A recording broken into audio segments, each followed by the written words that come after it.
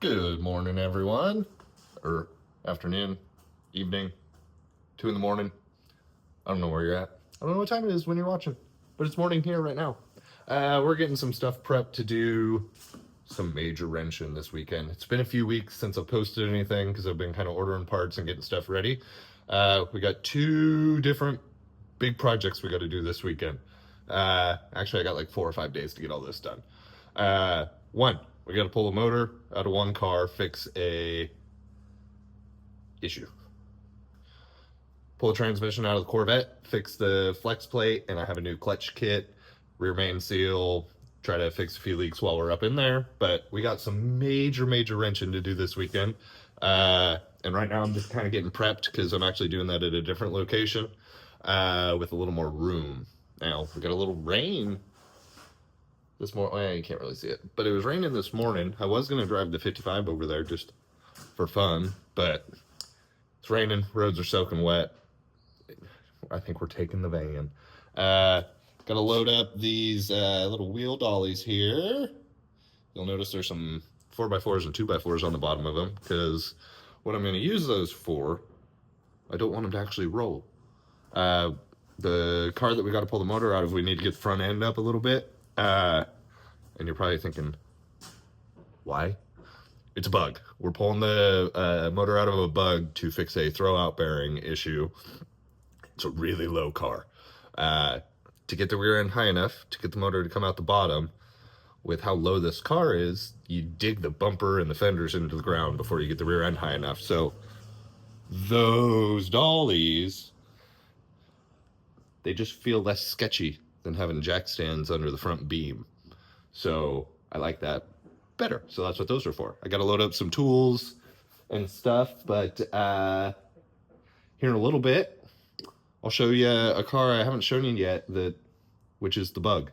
It's not really my car. It's kind of my car. It's more my sister's car. It was actually my dad's car that us kids inherited.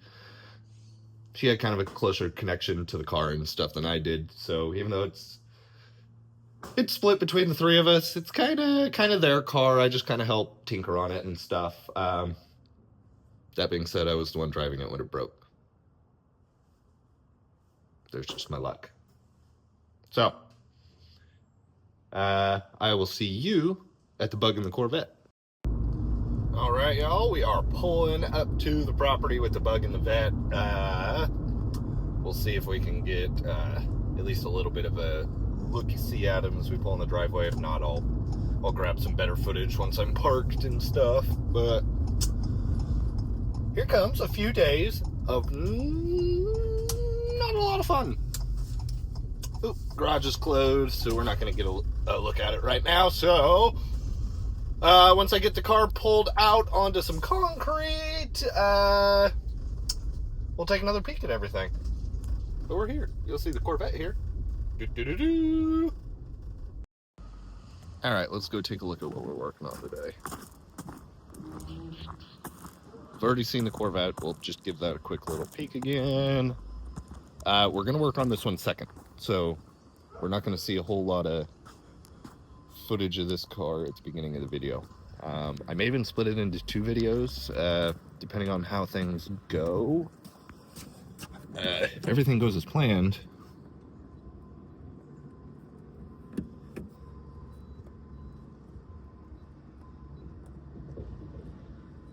hello. Sorry about that. If everything goes as planned, should be able to condense it into one video, because although it's kind of an involved job pulling the motor and pulling the transmission, if everything goes decently smooth, it's really not a ton of time. But here's the Bug. Let me get the camera flipped around. All right, well, here she is. It's 1970 Bug. Custom paint. Stripe is actually painted, not a sticker. It's actually a very nice paint job. I mean, you can see the reflection, and if you know anything about painting cars, you know how hard it is to get black looking good, and this thing's pretty much primo. There's a few little dings and scratches and stuff because the car does get driven, but very high quality paint job, actually done by Northwest Auto Fab out of Tangent here in Albany, Oregon. Or Tangent, Oregon. 2276, dual carbs, kind of a hot rod motor. Kind of dressed up a little gaudy, a little 90s, but that was kind of my dad's jam. We might change some of that, we might not, who knows. But that motor's got to come out. And if you know anything about bugs, you know these motors are about the easiest motor you could ever pull. The only added fun we have this time is with dual carbs, you do have to remove the carbs and the intake runners to get the motor to drop out the bottom, which isn't the most fun, but hey, you can kind of see there, somebody did put Weber windows on this car, which what that means is when you have dual carbs like this, it's almost impossible to adjust anything with them in the car. So what you do is you cut a little hole in the engine bay back here, and that goes on the inside of the wheel well. And when you remove the wheel, you can flip that door down and you have total access to the side of each carburetor. So that will make removing them way easier, because we'll just get the car jack way up in the air, pull the wheels off, pull the carbs off, disconnect throttle cable, fuel line. There should be a battery wire that we'll have to undo, 4 bolts, and it drops right out. Well, kind of. We do have to take some of this doghouse shroud. Well, excuse me, that's the doghouse, but we do have to take some of the shroud work off to get it to drop out, but that's easy. So the next thing really is getting this thing rolled out onto some nice smooth concrete and jacking her up. Get you a little interior view here. Autometer gauges, like I say, kind of 90s, 2000s style stuff. That steering wheel, I'll just say I'm not a fan. But it's got a pretty nice interior. It's a bug, so it's tiny, it's tight. Nice good headliner though, nice stereo. It's a nice little bug. It's kind of, the motor's a little hot rod for it because it's kind of just a cruiser, and the motor's a little more racy than we really want for what we do with the car, but it works. I'd rather have too much power than not enough. You know, car guy stuff.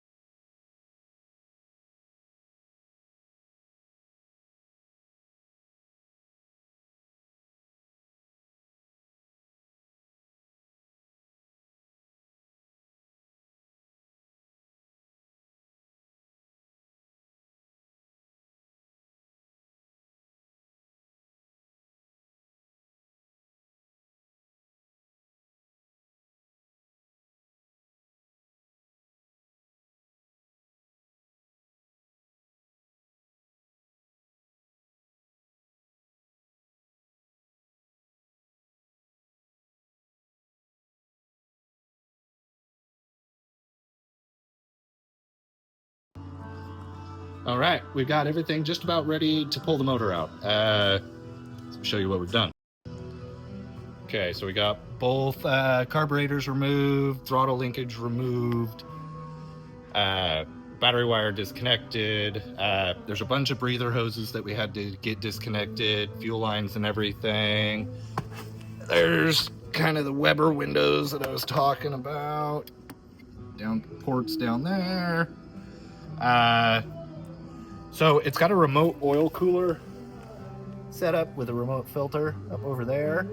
So I think I do have to drain the oil because the lines I have to disconnect are just going to drain it everywhere. So next is we'll drain the oil, then we'll be ready to pull them out.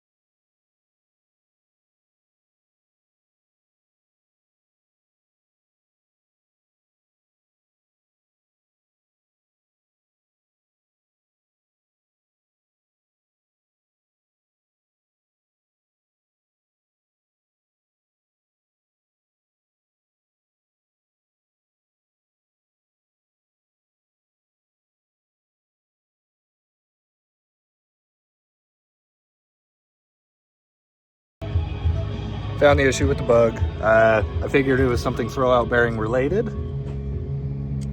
I don't know if you can hear that, but you can also see. So one of these little spring clips was not seated in the pitman arm in there. So this thing was sitting in there crooked and just dragging probably ever since it was installed. Here's a new one for reference. Nice and smooth.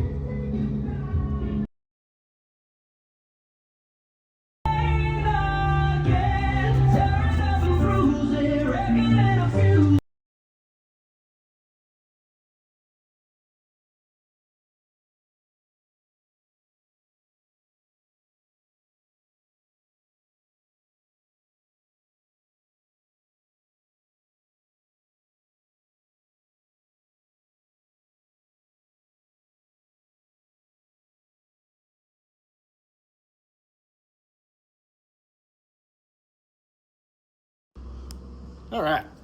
Well, I'm about 8 pounds of grease heavier now, but she's in.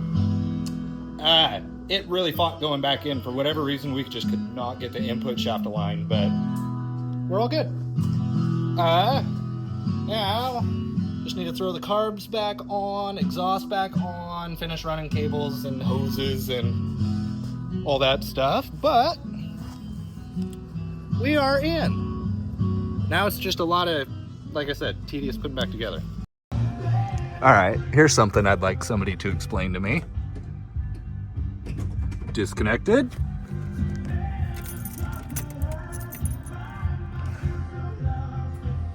What?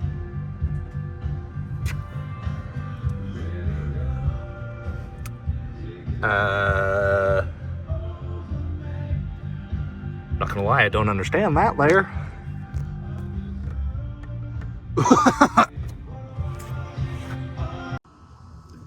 All right, well, we're just about buttoned up. We got exhaust mostly back on, fighting an exhaust stud that I think might be stripped in the head.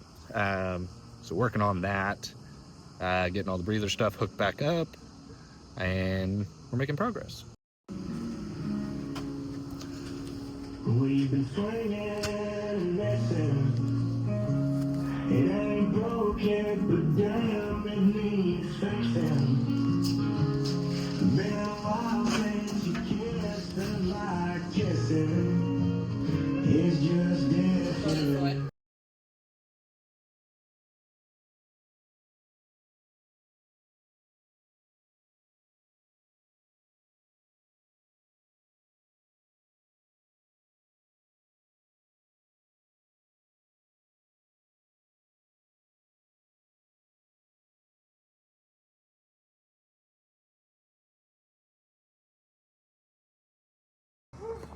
Well, she's back on the ground, motor's in, fuel line's hooked up, throttle linkage hooked up, oil line's hooked up.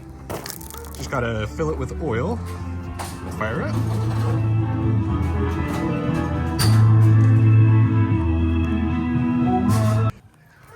All right, got everything reconnected, oil filled.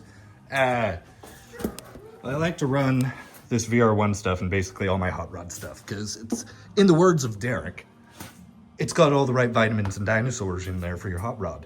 So we're basically ready to go here in just a minute. We'll try to fire. It's probably gonna crank for a little bit because we drained all the fuel out of the lines and I just squirted on the carburetors. Bowls are empty. They're not squirting nothing. So it's probably gonna crank for a minute while we wait for fuel to get up to the motor, but in theory, we should be good to go. Morning, everyone. It's 2 days later. Thursday night was the last night we were working on the bug. Was fighting some ignition issues. Unfortunately, we figured it out and got it fired up, but unfortunately I didn't realize my camera had died, so I got none of it recorded. So once we get back there, I'm at my house now, so we got to drive back over there. Once I get over there, I'll kind of talk about what we did, but it ended up being just simple stuff, stupid ignition stuff fighting us. I got the bug fired up. I have one oil leak to fix on it. There's some cheap AN line in there. One of the fittings on an oil pressure gauge is leaking, so I got to try to get that fixed. And then basically the bug's done, and if all goes well, we should get the transmission pulled out of the Corvette today as well. So we'll run over there and take a peek at all that stuff. Just had to ask, does everybody else, like, this seems like such a car guy thing, does everybody else live on energy drinks and biscuits and gravy? I mean, there's just, on a day when you got no fun things to do, an energy drink and a biscuits and gravy from the gas station, 5-star. 5-star. Alright, I had to stop at good old O'Reilly's. Get a couple things we need for the oil leak. Where it's leaking, there's actually an oil gauge in the engine bay. So that way when you're working on stuff, tinkering, whatever, you have an oil gauge in there, which is kind of nice. Anywho, it's got some cheap imported AN lines that are leaking. The problem is where they're routed, it's an absolute nightmare to replace the whole line, which I'm going to have to do eventually. But it's August. I just want to get the dang car on the road. So I got some of this to hopefully seal up the fitting that is leaking. It's a real slow drip. I just, when I was tightening it with the wrench, I could feel that it was borderline fully stripped and just wasn't going to tighten up enough not to leak. So hopefully some thread sealer will seal that up good enough to make it through the end of the summer, to where we can at least drive the car a little bit before we tear everything apart again. Also got some Loctite for the flex plate or flywheel on the Corvette. So now we're going over to that location and actually start turning some wrenches. So okay, so this fitting right here, it's leaking in between this union here. And the way it's routed, when they cut this line, they didn't leave us like any excess. It wraps around the side of the motor, goes all the way up to the oil pressure gauge in the car, or in the dash.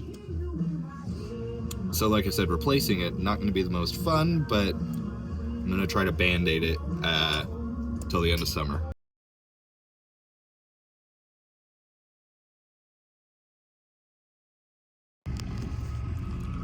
All right. Got the car jacked up. Distributor cap off because we'll have to tilt the motor and everything back so far that if you don't take the cap off, it digs into the firewall here and breaks it. Right now, I'm getting ready to pop the tail shaft out. I'm struggling to reach the shift linkage to get that disconnected, and I'm still deciphering if I got to cut the exhaust out of the way or not. There's just not a lot of room to do nothing, so I'm still kind of planning and procrastinating.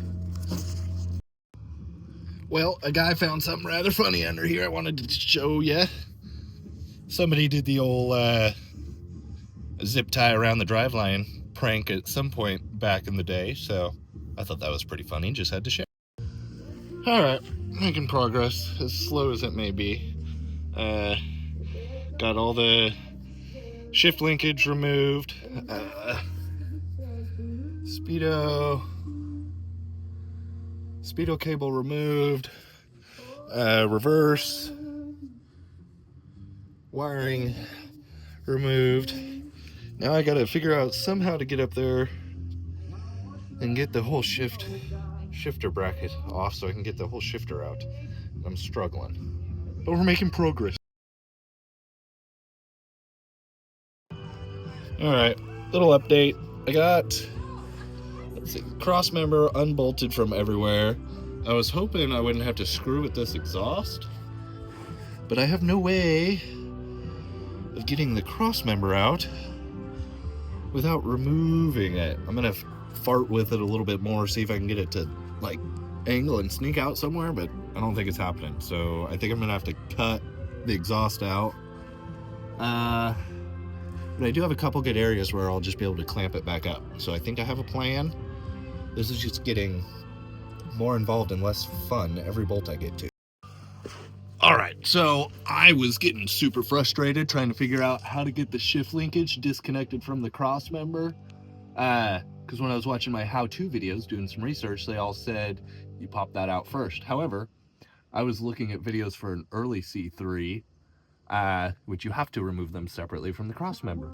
On the 80 to 82 cars, the whole shift assembly comes out with the cross member. So I've been fighting something that I didn't need to. Typical. So once I get the exhaust cut out of the way and I get that cross member out, all that shift linkage that I was concerned about will come out with the cross member. So actually we're making good progress. All right, got the trans out. There she is. I don't know if you can see. There's cross member with the shift linkage and everything attached. Chop the exhaust. Actually, I was able to chop the exhaust in a couple areas that I'll just be able to put some clamps back over it and we'll be good to go. Next is getting the bell housing off.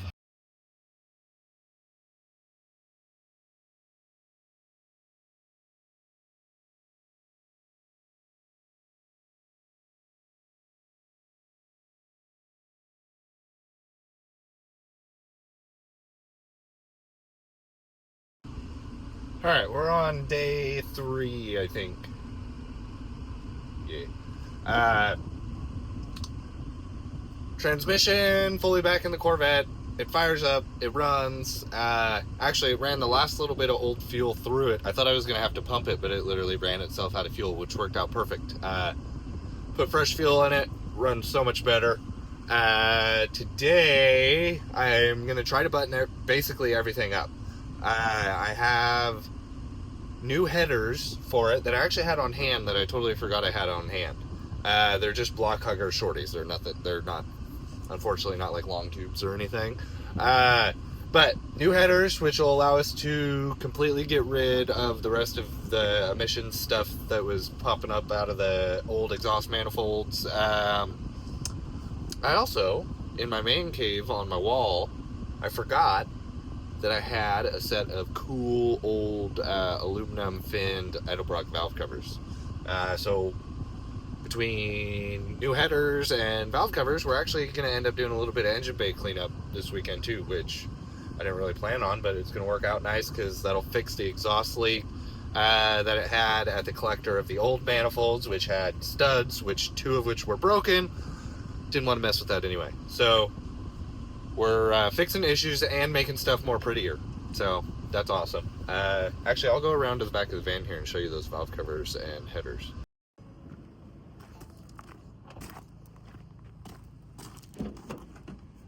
There is shorty headers. They're brand new. I actually had them for my 55, but I don't need to use them for that. So might as well use them for the Vette. I had a second set laying around that I was going to use that are actually already at the Corvette, but the collector angle on these ones I think will work much better. So I'm going to try to use these ones. And those are the old Edelbrock fin valve covers. I gave them a quick wash. I don't know if I'm going to get motivated enough to actually give them a polish or not. The rest of the engine bay is pretty meh anyways, so that might be another day thing. All right, just coming back from O'Reilly's, heading over to the Corvette. I got some exhaust stuff. It's not going to be a show winner of an exhaust at the moment. I got some flex hose, some unions, some clamps, a bunch of stuff just to make it work with no leaks and not drag on the ground. Because eventually the long-term goal is to do long tubes with a true dual setup on the car. I don't really like the way from the center of the car back, I don't really like what the exhaust does. So eventually that's all going to get changed. So I did not want to spend a bunch of money getting all the correct pre-bent piping to make everything line up perfect. So I just got some stuff to temporarily put it together, and it'll get it down the road to where I can drive it for the summer. So here in a few, I'll kind of show you on the car what we got going on. All right, well, I got one Header done, the driver's side. I did have to run down to the parts store and get the Allen head style header flange bolts because the stock style were too big, hitting the new primary tube, and it is real tight down around the motor mount, but it fits, so that's all that matters.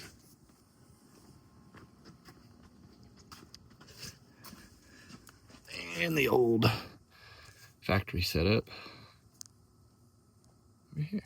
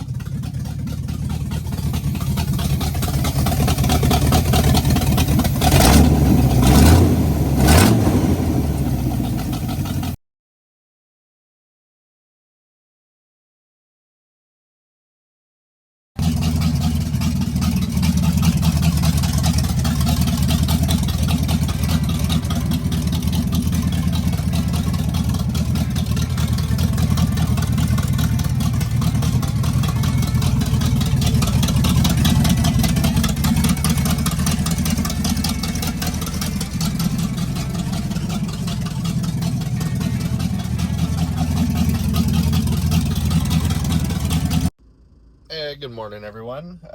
This is a couple days later after kind of got everything wrenched on for those few days that I had off work. I just wanted to do a little bit of a tie together explanation at the end here because unfortunately I was really strapped for time and I did not get to record as much stuff as I would have liked. I missed a lot of footage that would have been really good. I'm still learning and figuring out this whole YouTube thing. My brain just doesn't automatically go into capture and record mode all the time. It's like I just get so focused on busting stuff out that I just keep going and going and going and going, and then I've gone 2 hours without recording anything. So, on the bug, got the motor pulled, got the throwout bearing fixed. Actually, I gave you an explanation on that. The old throwout bearing wasn't seated all the way. Got the motor put back in. We do have a couple minor issues that presented themselves. I have a oil leak at a oil pressure gauge inside the engine bay. I tried to kind of goop it and fix it. That really didn't work. Kind of knew it wasn't going to work, but I wanted to try. Another thing is, I don't know if you saw in there's a bunch of black, like AN style oil and fuel lines and stuff. They're kind of cheap Amazon versions of AN lines. So a few of the fittings didn't get as tight as I like. Threads felt very iffy. And the fuel line on the passenger side carburetor that goes from the regulator to the carburetor, that fuel line is actually collapsing on itself. It fired up fine when we got the motor back. First got the motor back in. It took me some time to get the timing set and everything, but the following day, after I let some of that goop sit on the oil pressure sensor, we went to fire it up and it was just popping like crazy. And I noticed that the fuel pressure gauge on the passenger side carburetor said 0 psi. There's a fuel gauge on each carburetor and on the regulator, so you know pressure basically through the whole system. Driver side carburetor had a nice 3 pounds. Passenger side 0. Kind of messed up around there and pinched on the fuel line a little bit. Boop, up to 2. Never really got any better than 2. But then the second you take your finger off, carburetor sucks some fuel, that line would collapse right away. So I got to fix fuel lines on there. But the hard job, the throwout bearing is done. Clutch seems to be working just fine.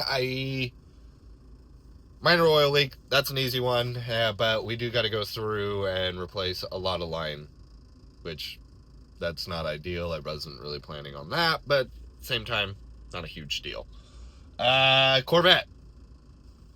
Transmission in and out. if I had to do this over again, I probably would have ordered a few more parts that I didn't know I was going to have full access to with the transmission out. Like, I don't know why, but I didn't even remotely think to order like a bushing kit for the shifter assembly, although it feels fine, but I don't know. I'm the kind of guy, when I pull stuff out like that hasn't been touched in the lifetime of the car, usually I like to rebuild it, but I don't know. Then again, it's like I've gotten so many cheap, crappy parts lately that work horrible. So I don't know. I'm getting to the point, the older I get, it's like if it's original and it's still working fine, I don't know. I don't feel like touching it as much because I feel like the new replacement stuff is just cheap garbage. But anyway, got the transmission out, got new flywheel in, new clutch, new pressure plate. I got a new starter in it, and oh my word, the new starter sounds so much better than the old one. I think I just didn't pay attention, and I think I either ordered the wrong starter or they sent me the wrong starter and I did not notice it, because the new one, the alignment is way different, the bolt hole location is way different, and it actually had an extra tooth on the starter gear than the old one. So I know for a fact the old one was way wrong. But great engagement, perfect alignment, it fires up super quick. The nice thing is the starter I got this time, I think it was a Power Master 9600 is what's coming to my brain. Don't know that that's accurate, but it's a black small block Chevy mini starter for a 153 or 168 tooth flywheel. Nice thing about that new one is it tucked up way closer to the block, allowed for way cleaner wire routing, and yeah, it just fit and worked much better. So got the mini starter in, got the transmission back in, fired her up, and it actually ran pretty good. It was a little stumbly. That was actually like the first time it's been started in close to a year. On my to-do list for that weekend was to drain the old varnished fuel out of it. Actually, the first time we fired it up, it actually ran the last little bit of that fuel out of it. It sucked it out itself, ran it through, put fresh gas in the Corvette, and holy cow, that is the best that car's ever ran. It's amazing what good fuel will do.